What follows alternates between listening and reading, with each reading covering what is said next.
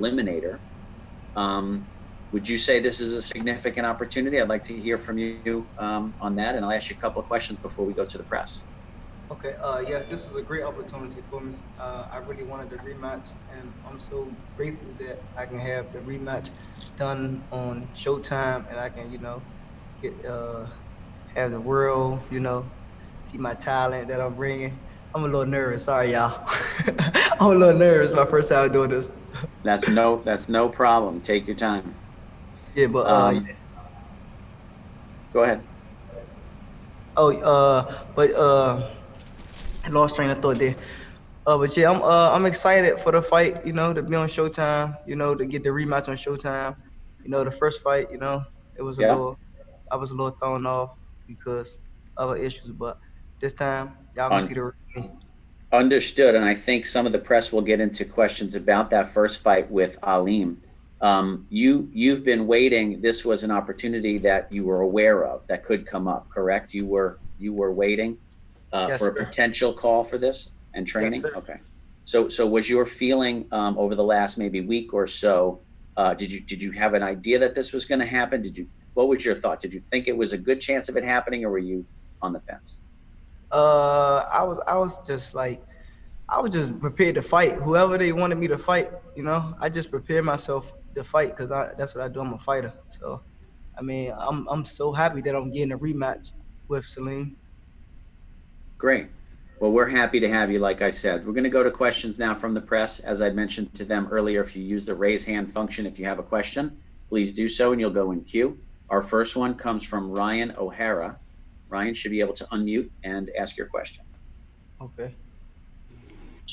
Hey, how's it going, Marcus? Hey, how you doing? Doing great and awesome. So this is like the coolest way, to get a rematch. It seems like, it's obviously kind of sad, that COVID-19 kind of came into place here, but you're getting an unexpected rematch, and now you have a shot, at earning a shot at title here in the future. Tell us a little bit about that. Could y'all turn it up a little bit? Could you say the last part? I couldn't hear you. The last part. Oh, now you have a shot. If you win this fight, you're going to get a shot at a title. So tell us a little bit about that and the excitement about this unexpected rematch. I've been working hard. I've been working hard to get where I'm at. I've been working hard to try to get everybody, the boxer dreams to be a world champion. So for this to come in place and fall in place at this point in time in my career, I think it's great. It's perfect. I just think it's perfect timing and everything because I've been wanting a rematch with him, but we couldn't get it. So for us to do the rematch on TV, that's great. And what have you improved on from the first fight? What have you learned from that loss that you think it's going to play into your hands this time around? I know what he coming with now. The way how he gonna come out. He coming out to fight. I'm prepared for everything now. Over the few weeks of training, I've been preparing myself for any style of fighter. Cause our last fight, he was like a last minute call, I guess. Like he was like, I was preparing for somebody else, but then he had stepped in like a day or 2 days before. So I mean, yeah. So this time I'm prepared for him and I'm ready to fight. All right, thank you very much. Thank you, Ryan. Our next question is going to come from Carlos Toro. Carlos? Hey, Marcus, how are you doing? Yeah, how you doing? Doing pretty good. Can't complain. You just mentioned that in the first fight against Aleem, it was kind of like a last minute type of thing, and now we're kind of in the reverse situation where now you're the one who's going to be coming in and sort of last second replacement. Did you kind of think that at some point that you were not going to get this fight, seeing as how we were so close within fight week, and then all of a sudden this came up? Was this something that at one point did you think to yourself, maybe this isn't gonna happen or wasn't meant to be, at least for now? But when I talked to my promoter and stuff, it was a lot of people, it was like 2 people that they told me I might fight. So I was just, I'm just prepared to fight whoever they put in front of me. So when it comes to this fight, and obviously with everything at stake, does it feel? Do you think that a win would make it that much more sweeter, given that it's avenging your only loss, and not just that, you're also fighting on TV on this on Showtime Boxing's return, and in addition, you're also going to be putting yourself in a position where you could potentially fight for a world title down the line if you win on Saturday.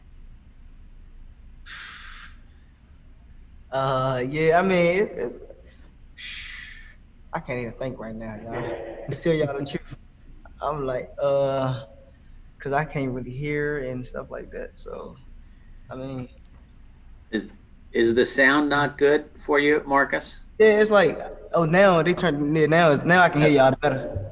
Okay, great. Do you need me to repeat the question? Yes, sir, please, cause I couldn't really hear you. Oh, sure, no problem. It would just essentially just to kind of summarize it all. What would it? How exciting it is for you? How much sweeter would it be to not just avenge your first loss, but to do so on Showtime's return, while also putting yourself in a position to fight for a world title? Do you believe that this is the perfect time for you to kind of showcase that you have improved as a fighter ever since you lost to Aleem the first time? Oh yes, yeah, I'm very excited to fight. It's gonna be on TV, so I gotta go out there and give it my best. Yeah, but this is a perfect opportunity for me. If I win this, I might fight for a world title. So, and that's every boxer dreams to get a world title and get a belt. So, yeah, I'm very excited to be here in the fight and on TV and stuff. Thanks, Marcus. Best of luck on Saturday. Thank you. All right, thanks, Carlos. We're going to take another question here from Mike Rosenthal, USA Today. Mike.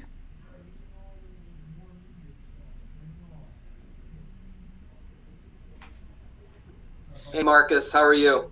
I'm doing good. Hey. Good. What did you think when they approached you originally and said, okay, you're going to prepare to fight, but you might not fight? It's a very strange situation you were in. What was that like?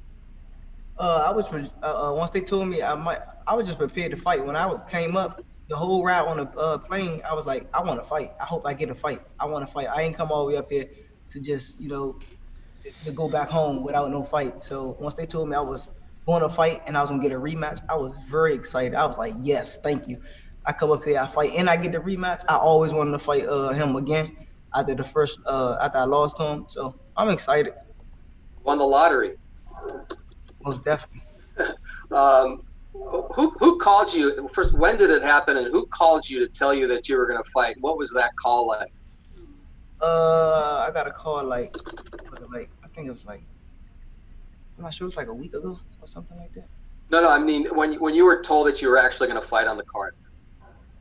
When was I told? Like a week ago. Yeah, but you just learned. I'm guessing you just learned yesterday that you're going to actually fight, though, right? But yeah, they told us yesterday that who I was going to fight, like for sure. It was a for sure. Who told you that, and how, and what was your reaction?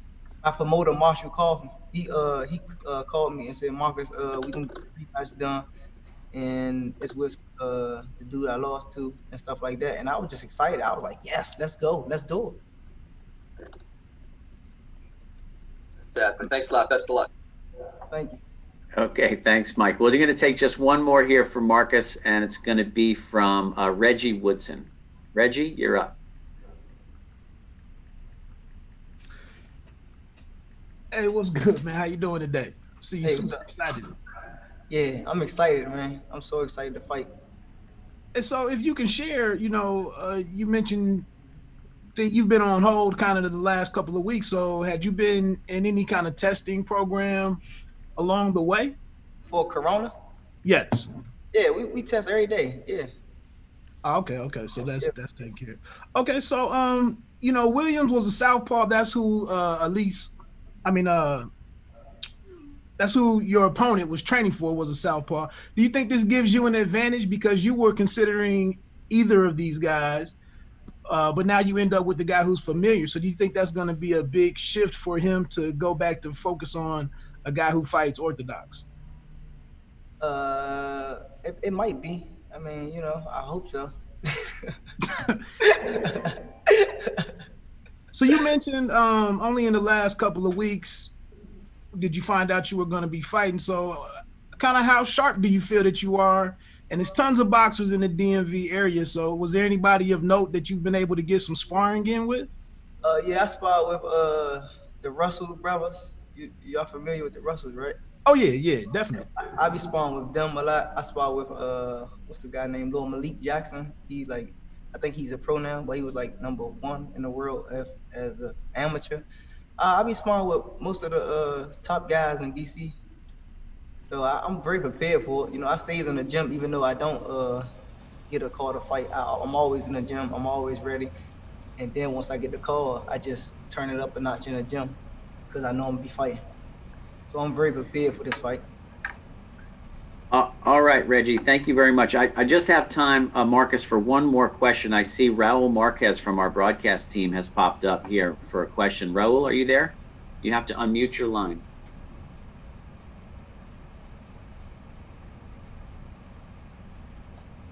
Raoul, if you're there and you have a question, you have to unmute yourself and then you can go ahead. Okay, unmute. Can you hear me? There we go. We got you now, Raoul. Go ahead. Hey, how you doing, Marcus? Hey, how you doing? Hey, what's up, man? I do the Spanish telecast with Alejandro Luna, but my question is, I read in my notes that in the first fight, every time you drank water, you just felt out of it. Like you felt like somebody put something in your water. Yes, Can sir. you talk about that? Can you talk about that? Every time I came back to the corner and I had drunk my water, I just felt like it was taking away my energy. It was taking away everything. So I came back to the corner. If y'all got the video of the fight when I fought him, I think it was about the 6th or the 5th round when I was about to come out and they was trying to give me water, and I told them no. I said, I don't want no more water. Don't give me no more water. I don't want the water at all. So that's what it was. I mean, no excuses because, you know, I'm a boxer, I'm a fighter. We don't make excuses when we lose because we don't make excuses when we win. So, but yeah, I believe there was something going on with my water. Who do you think? I mean, but you got. I mean, your corner. You think your corner did it, or somebody from his camp? The cut man that was in our corner was with them.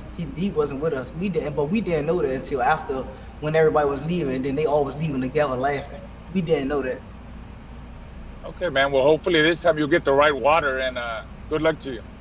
Thank you. Appreciate you. Okay, Raoul, thank you. Marcus, thank you very much. We wish you good luck as you prepare for tomorrow's weigh-in and, of course, Saturday's fight. Thanks for being here. Guys, we're going to take a very short break and be back.